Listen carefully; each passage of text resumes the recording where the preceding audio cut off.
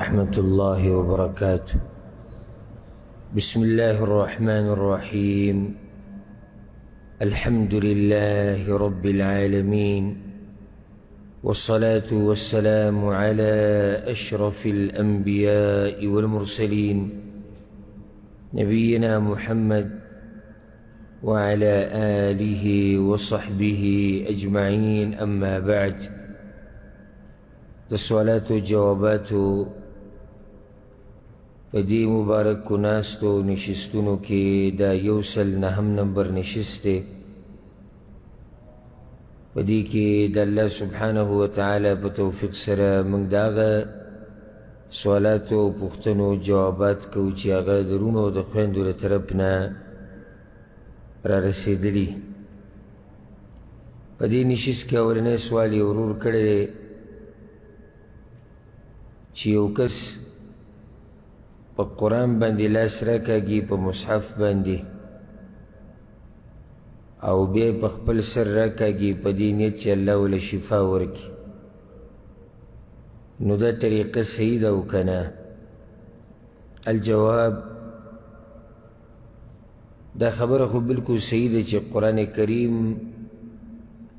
آغا کتاب دے چی اللہ پا کی شفا چولے دا.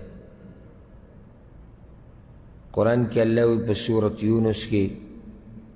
یا ایوہ الناس قد جاءتکم موعظة من ربکم وشفاء لما فی الصدور.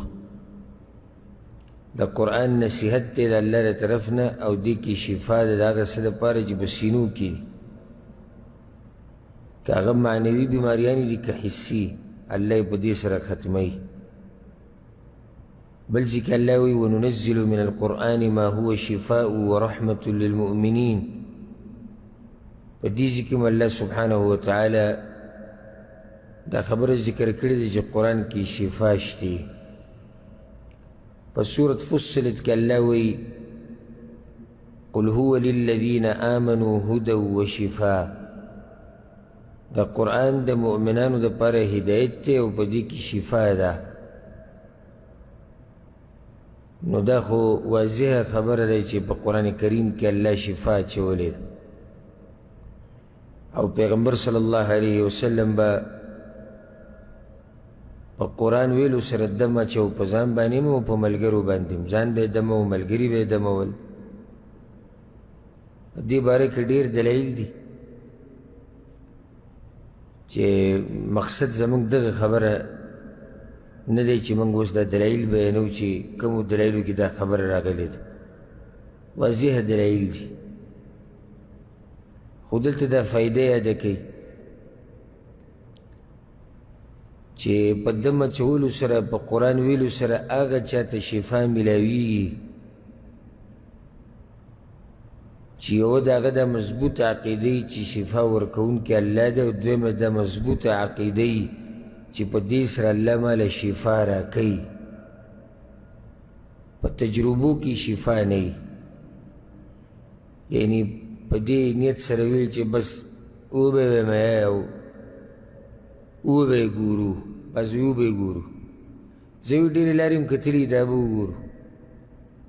پا دیسر بے شفا نمیلاوی. چی او سڑے قرآن پا زن باندی ہوئی یا پا بل مسلمان باندی ہوئی او دا دا یقینی چی اللہ پا دی سر شفا ورکی او دا کس پا چا چی ویلے کی گی دا غم دا یقینی چی اللہ پا دی سر شفا ورکی رب العالمین شفا ورکی او اللہ پا کی برکت چی قرآن کی لوی خیر و برکت تی. قرآن سبا دا خلق دا بعضی تجربو دا پر استعمالی و بعضی پا غلط طریقہ لکه اس قرآن کی شفا دا معنی دا خونه چی تاویز تی جوڑ کا گاڑی تیواچو او قرآن کی برکت تی دا برکت نا ڈک کتاب دی جی دا خو منگم بنو چی برکت نا ڈک تی نو چی دا برکت نا ڈک تی نو بیئی پا بیٹکونو کی ولگو آیت الکرسی پا دیوال لگولی او داخرنی سورتونو یا سورة اخلاصو سورة یاسینو پا گاڑوی لکلی آیتونو برکتی دیر پر ہونے لے. برکتی کتاب دا مانا دا چی سوک کی تلاوتو کی، سوک پی عملو کی، سوک کی اوئی، سوک کی یاد کی، اللہ دا پا جون کے برکت راوی دا پا ہر سکے اللہ برکت اچھی کہ اگر پا هغه ته دې ضرورت نه راځي چې هغه په دیوالونو ولیکي او په بیټکونو کې ولیکي، د هغه په کور کې الله برکت راولي. چې څوک په دې قرآن عمل کوي الله یې په کور کې برکت راولي، اگر که په بیټکونو او په دیوالونو آیتونه نه وي. او که یو سړی دا ټول قرآن راولي په دیوال یې ولیکي که نه او تلاوت یې نه کوي، یادی یې نه، عمل پې نه کوي، ځان پې نه پوه کوي، هېڅ فایده ورته نه میلاوي. او نه دا قرآن دې دپاره دی چې تعویذونه ترې جوړ کړه او غاړې ته یې واچوه. جوی دې کې شفا الله اچولې، ها الله به کې شفا اچولې ده، خو هغه څه طریقه ده، هغه طریقه به بیا ته د پیغمبر صلی الله علیه وسلم نه یې زده کړې. د هغه نه دا نه ثابت چې هغه دا ویلي چې تعویذونه ترې جوړ کړه او غاړو ته یې واچوه.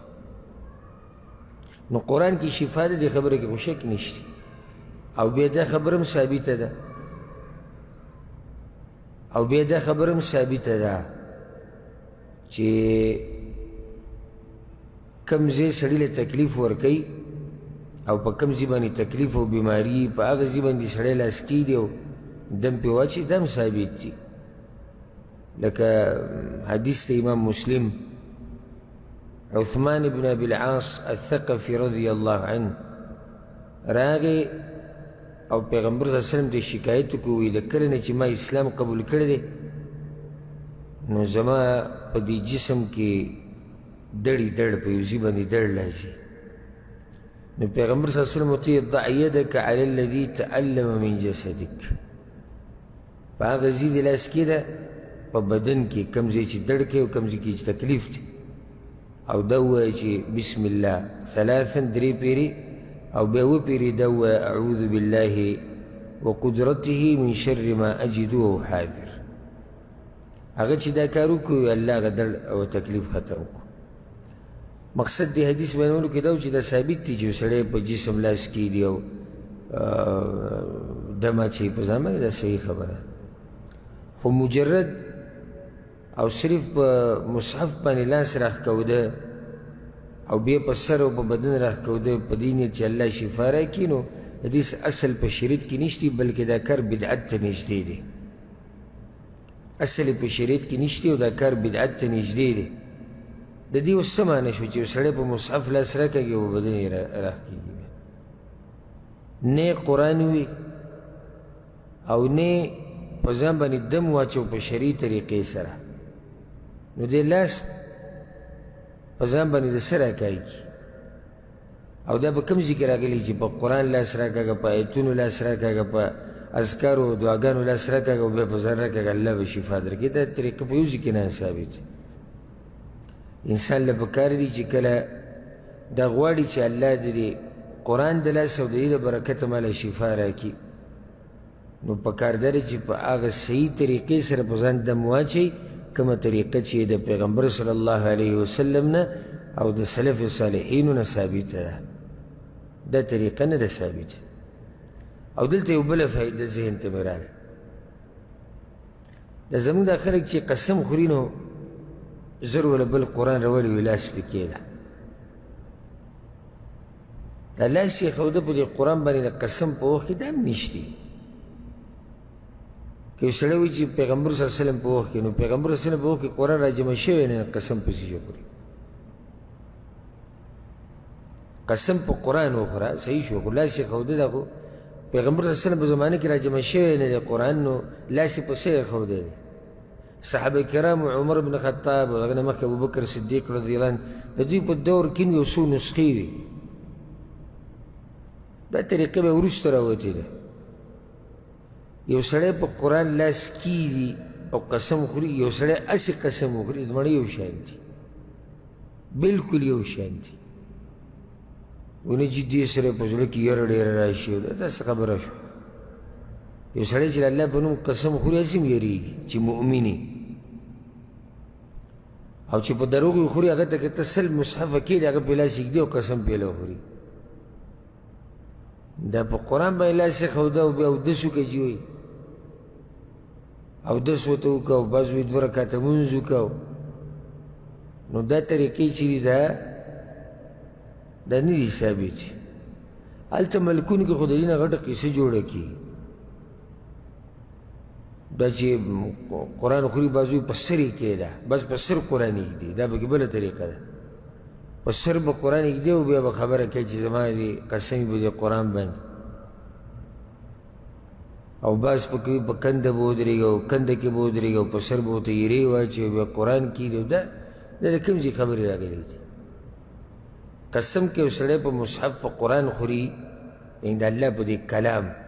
په ګته او په پاڼو خو قسم نشي خوړی که ګته او پاڼه خو مخلوق دی مونږ چې کله قسم که په قرآن خورو نو زموږ مقصد د الله دا خبرې نو که یو سړی په قرآن قسم خوري نو لاس یې ښودو ته بې ضرورت څه دی په خوله ووي بس دا کافي ده دا یوه فایده د دې خبرې سره رایده شو چې دا رور په قرآن لاس راکاږي او بیا په ځان راکاږي د شارټ کټ لاره پیدا کړې ده د دم په قرآن لاس راکاږي او بیا په ځان راکاږي دا طریقه نشتی او نه صحیح ده